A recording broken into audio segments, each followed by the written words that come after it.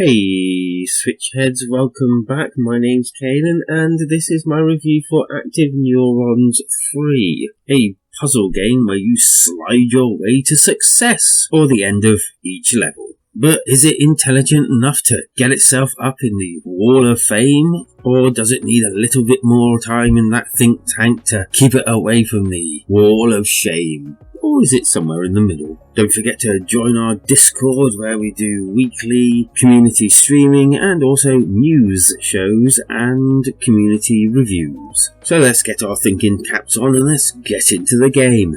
Gameplay. So the actual game is set up in kind of like worlds, and within those worlds there's like stages, and within those stages there's like levels, and there's a lot of these to go around. And so you're tasked with moving your character around these boards and attempting to lodge itself into the little circle that you can see on the actual screen. This is normally performed by bouncing yourself off different items and objects within the actual level and working out an actual path to actually get to the said circle. And as you progress, the levels get harder and harder. Now I'm not going to tell you everything about it because A, I haven't learned everything about it because it does get quite difficult, and B, I think it would be nicer for people to learn these things themselves. But suffice to say, there's some good mechanics that come up early in the game, like a switch that switches blocks that move sort of like up and down so that you can set them to bounce off them later. And of course you get things that if you hit them, you die and have to start again. There is a reset button, which is kind of handy sometimes when you get really confuddled, and also a step back button, which also is quite handy if you know where you're going but you've accidentally pressed the wrong direction or something like that. There's also a solution button that basically when you press it, it shows you exactly what to do and how to complete it. Now I understand why they put this in, and I truly do, but for me, I probably would have preferred it not. There's way too much temptation to use it if ever you get stuck, which alleviates that whole sort of like putting the game down and come back to it later on once you've freshened up your mind a bit, or at least rested it a bit. Sometimes these are the best moments of puzzle games where you just can't solve something and you put it down and you just leave it and come back later on and you're instantly, or at least kind of instantly, solve the puzzle and you feel really good about it. This kind of takes it out of it. Yes, I know you say, you don't have to use it, but it's there. It's kind of like, well, yeah, they mean you to use it, obviously, so why not?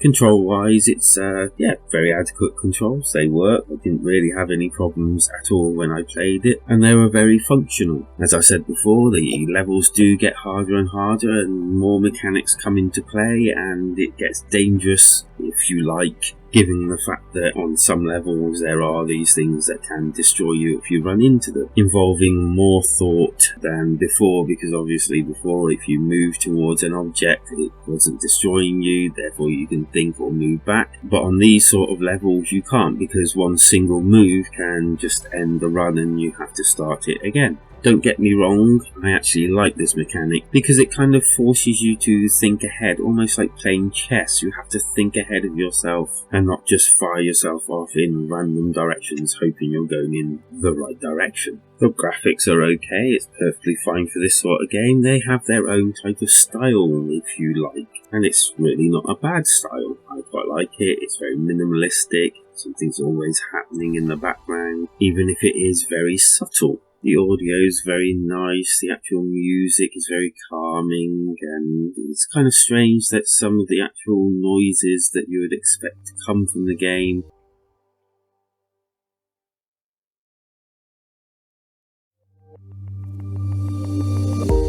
aren't there. I'm guessing they did this because maybe it'll disturb you whilst you're playing. Now there is sound to the game, like in the menus, but mostly all the sound that's actually in game is practically non-existent. But that kind of like gives you an almost calm zen-like feeling about the game. It's very strange like that. The good. Well, the music is actually quite nice. The whole feeling of the game is kind of relaxing. It kind of plods on at your pace. There's no sort of like hurry to get anything done. Hey, take your time. There's no rush. Think about it. Relax. All's good.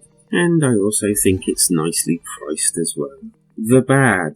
I think ultimately I will probably get a bit bored of this game after a while. I'm just not 100% convinced about the longevity of the game as a whole.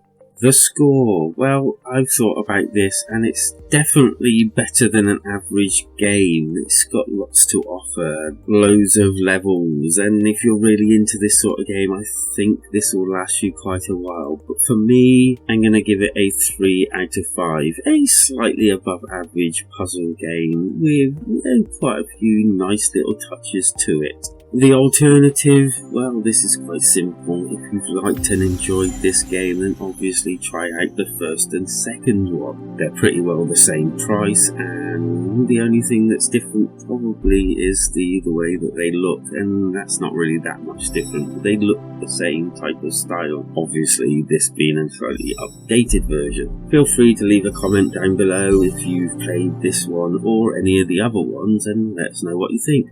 Better still, head on down to the community Discord, the link's down below, and basically we have loads of streaming nights, we have community reviews, we have kind of like a news night as well that we stream all together, because life's better when we switch together.